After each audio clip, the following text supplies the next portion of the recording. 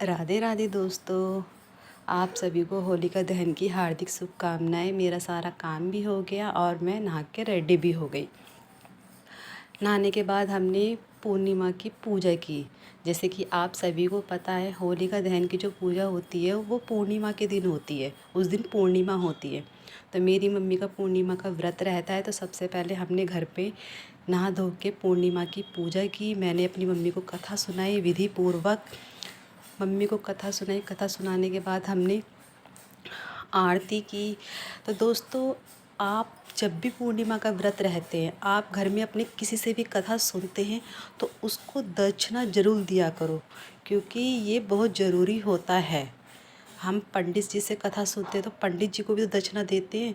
उसी तरह आपको घर में कोई भी कथा सुनाए तो उसको दक्षिणा दो। आरती करने के बाद मैंने अपने कान्हा जी की आरती की, विष्णु जी की आरती करने के बाद, और उसके बाद मैंने सबसे पहले अपने विष्णु भगवान को होली का रंग लगाया।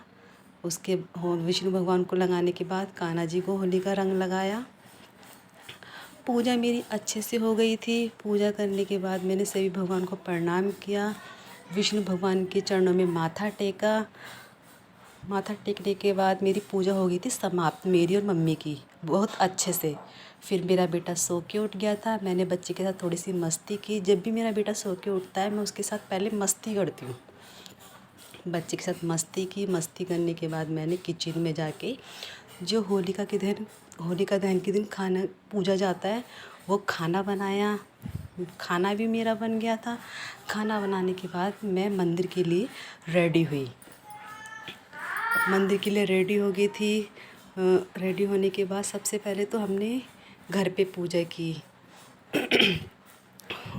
अग्यारी बनाई। अग्यारी को मतलब गैस पे सिलकाया। फिर उसके लौंग के जोड़े से, और जो मैंने खाना बनाया था पूजा का, उनसे पूजा की। पहले तो वैसे मम्मी को पूजा करनी चाहिए थी। हुआ क्या था, पापा जी को कुछ काम पड़ गया था तो मम्मी वहाँ चली गई थी। पापा जी ने मम्मी को बुला लिया था। पहले मैंने पूजा की, फिर उसके बाद मम्मी ने पूजा की, क्योंकि घर के जो बड़े बुजुर्ग होते पहले पूजा उन्हीं को करनी चाहिए। लेकिन पहले मैंने कर ली थी, फिर मम्मी ने पूजा की। पूजा अच्छे से करने के बाद हम सब मतलब मैं, मेरी मम्मी और मेरी मौसी सास, हम मंदिर जाने के लिए हो गए थे रेडी।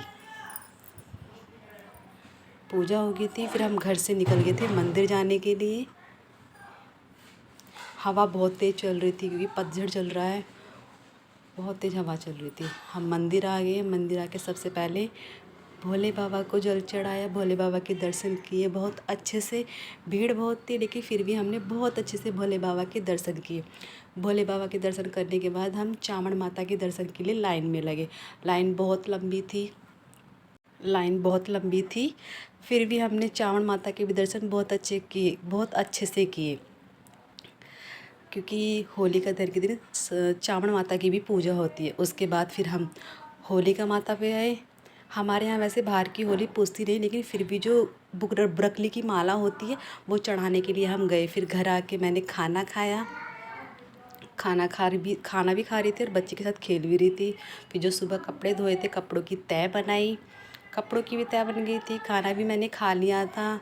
फिर मैं अपने बच्चे के साथ थोड़ी सी मस्ती की। मस्ती के बाद मैं आपको अपने घर की होली दिखाती हूँ, जो हम अपने घर पे रखते हैं। ये मेरे घर की छोटी सी होली।